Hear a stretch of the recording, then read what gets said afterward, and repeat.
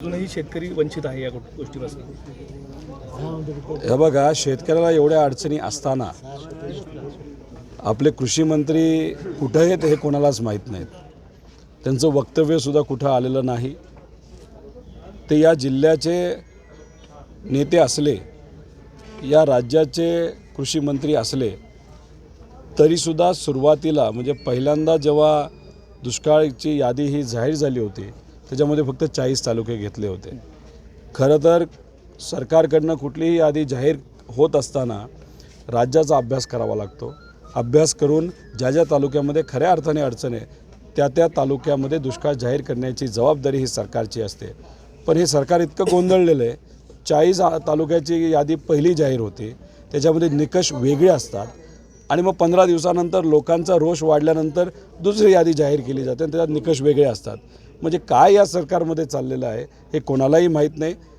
दिवाळी या शेतकऱ्यांची गोड करणार असं सरकारने सांगितलं होतं। कुठल्या हेतूतून गोड करणार हे खरंच अजूनपर्यंत शेतकऱ्याला कळलेलं नाही। विम्याचे पैसे पोचलेले नाहीत, पोचले असले तरी 1200-1500 रुपये पोचलेले आहेत आणि दुष्काळ स्वतःच्या डोळ्यासमोर जे उभं पीक आहे ते जाणार हे माहिती असताना दिवाळी कशी गोड होणार? तर मग सरकारकडनं मदत ही लवकर दिली गेली पाहिजे, नाहीतर हा शेतकरी व्याजावर पैसा घेईल, 5% महिन्याला व्याज देईल। मग जेव्हा सरकारचा पैसा वर्ष दीड वर्षाने आल्यानंतर तोपर्यंत जे काय खर्च केलेला असतो तो पूर्णपणे व्याजामध्ये संपलेला असतो। त्यामुळे या शेतकऱ्याची खरी अडचण या सरकारने समजून घेतली पाहिजे आणि याच्यावर बोललं पाहिजे, ना की नको त्या विषयावर बोललं पाहिजे। आता दुष्काळ आहे, 900 घोषित केले बीड जिल्ह्यातले। आता 3 तारखेला शासन आपल्या दारी हा प्रोग्राम असणार आहे। सीएम देखील येत आहेत, परळीत असणार आहे हा प्रोग्राम। कसं पाहता त्यांच्याकडनं तुमची मागणी काय असणार आहे, का आव्हान असणार आहे त्यांना काय? आता तो प्रोग्राम जेव्हा होईल तेव्हा कितीही गाड्या त्यांनी पाठवल्या, कितीही आमिष दाखवली तरी मला नाही वाटत लोक त्या कार्यक्रमाला येतील। शासन आपल्या दारी याचा स्पष्ट मराठीमध्ये अर्थ असा आहे की शासन आपल्या दारी म्हणजे सामान्य लोकांच्या दारी हे शासन आलं पाहिजे।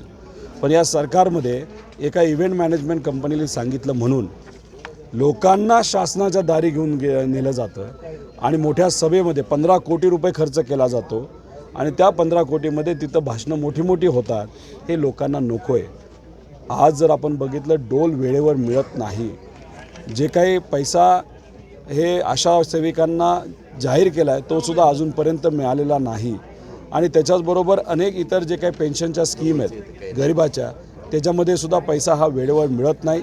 त्यामुळे सरकारने हे जे काही नाटक आहे शासन आपल्या दारीचं हे बंद करावं आणि खऱ्या अर्थाने शासनाने शेतकऱ्याच्या कष्टकऱ्याच्या दारी जाऊन अडचण काय हे समजून घेऊन मार्ग काढायला पाहिजे।